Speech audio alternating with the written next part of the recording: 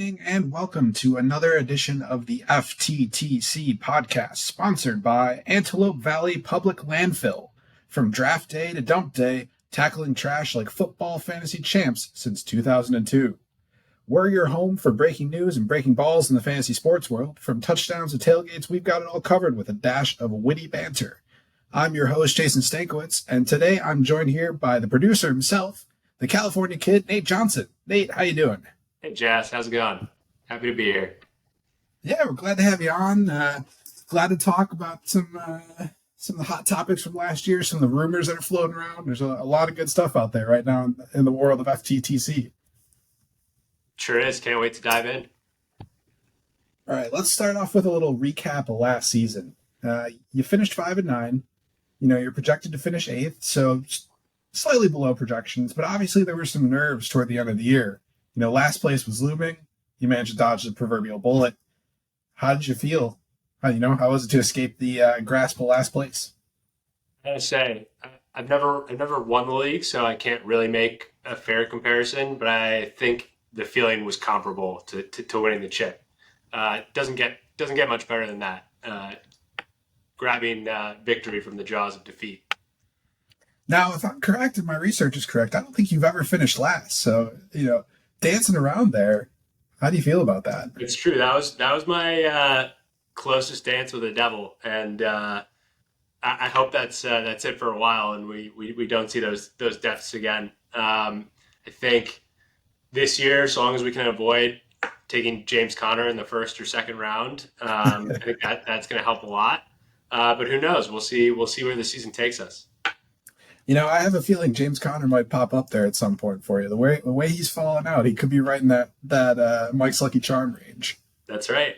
All right, so the other controversy we had from last year was at the end of the season and the top of the table, where we had Roadrunners Naz taking home the title with a bit of controversy there following the DeMar Hamlin game. I'm curious if you have any comments on the end solution there, where the Disasters ended up conceding to Roadrunners Naz, and if you have any thoughts on that situation. Can you remind me exactly what the circumstances were? Yeah, so in the championship game, the Disasters were down 2 points with Joe Mixon going, and of course it was the Bengals-Bills game that got suspended after DeMar Hamlin collapsed on the field. So they never played that game out. The resolution was Dan agreed to concede, taking no points from Mixon, and Brian was the champion. That's right. Forgot about that. I mean, to me, that's the way the game is meant to be played. Them's the breaks. And, injuries, hurricanes, any sort of thing that pops up during the season, like that counts against your players. So I think it played out in the correct fashion. Now, the other part of that situation, though, is a little bit more fuzzy, and this is where there's some rumors floating about, and that's that the Naz group was receiving some heavy investment and funneling it to the commissioner through some back channels. I'd love to get your take on that rumor. It's pretty spicy. I've been hearing rumors of corruption myself since this league began, and frankly, between that and the fact that Steve has managed to elude punishment thus far, I think also really reflects poorly on our leadership. And I think if things don't really turn around this season, then there are going to be a lot of questions being asked by myself included. That's a fair point. A lot of people in the league are asking those questions, and specifically about Steve. We've got a couple questions later on that topic. But let's go ahead and move away from last year and move a little bit into your off-season training regimen. There's been a fair bit of criticism in the media over your squad's recent performances, failing to make the playoffs since 2019.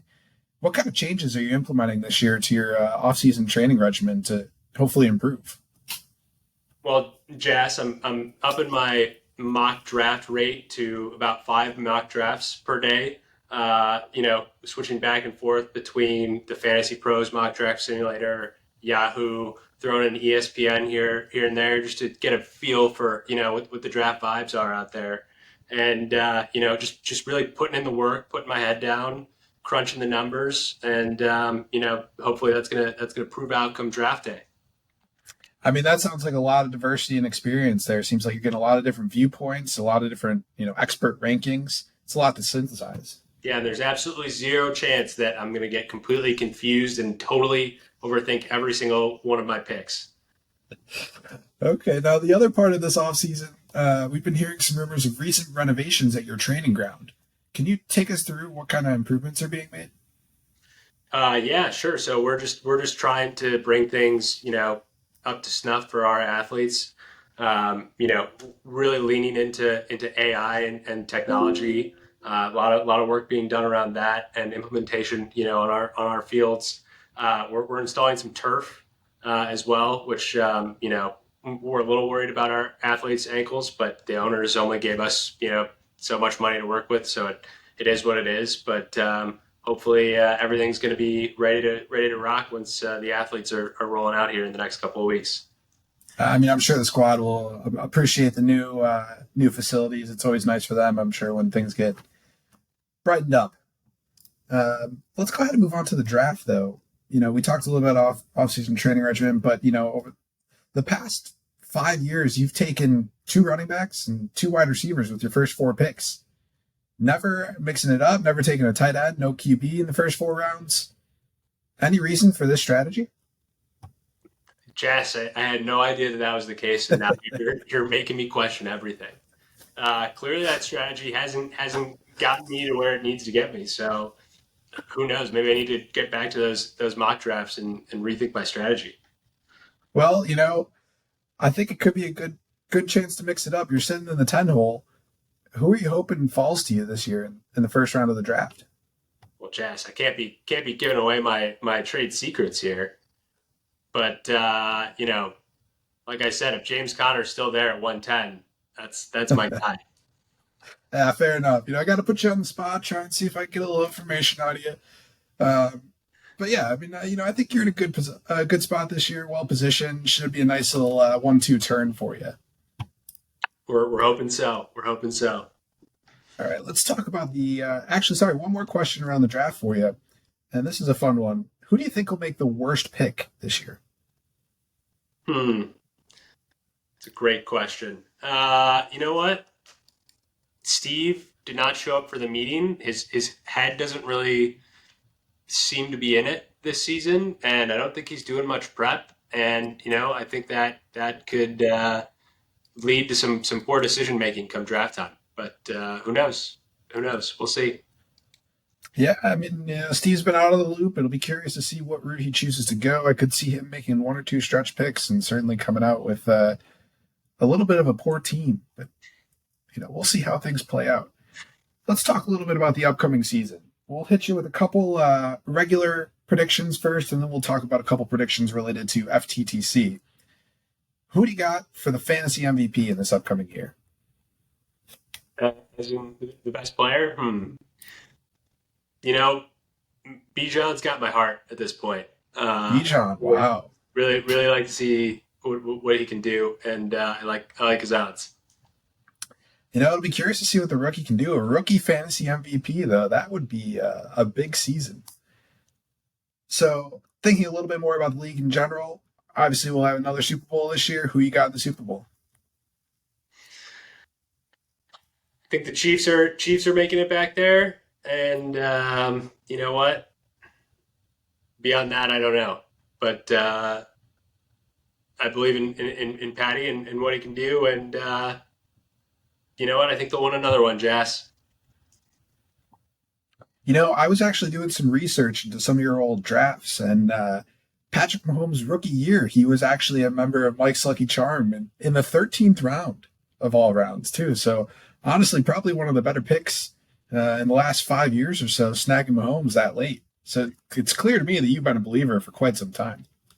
It sure was, and you know what? Justin Fields last year, so trying to keep that streak alive of those late round QB picks.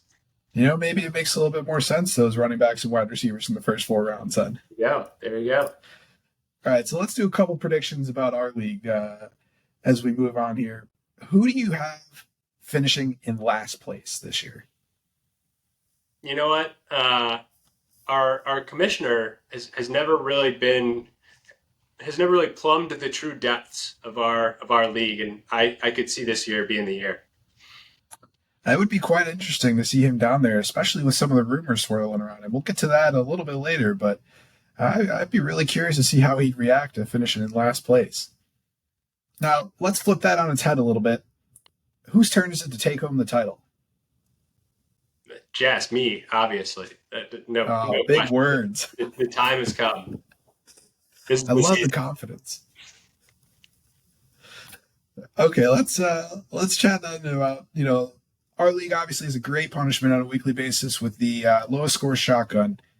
Who do you think is going to have the fastest shotgun this year, and who's going to do the most shotguns? Well, if Coco is losing, then I would also like to see him do the most shotguns, take home the double crown.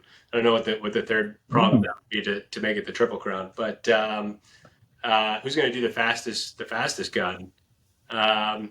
Steve has always impressed me with his gunning abilities and his strict adherence to the true rules and arts of gunning. So I'm gonna go ahead and pick Steve. Steve's 3 for 3 on fastest gun right now. Seems Wow, like everyone believes in him, but he might be a big favorite in that category. he's earned it. Maybe He the only sure. thing he's earned, but he's earned that. All right, well let's move on to some rumors and let's start right where we're leaving off here on Mr. Blazer. Any thoughts on the delay in him doing his punishment? Chas, I have a lot of thoughts. I think there have been some unavoidable circumstances for sure. I will say there was some funny business around year one where I think a uh, Bucks tryout was well within the cards and a little road trip across the border. But you know what? I'm willing to give him a pass so long as he owns up to it and sees it through this year. His talk so far has just been that the opportunity has not truly presented itself, but now he's got no excuses, and I fully expect him to see him geared up and ready to rock. Yeah, I mean it's firmly on the table. He's got a set date. You think he can't dodge it this time?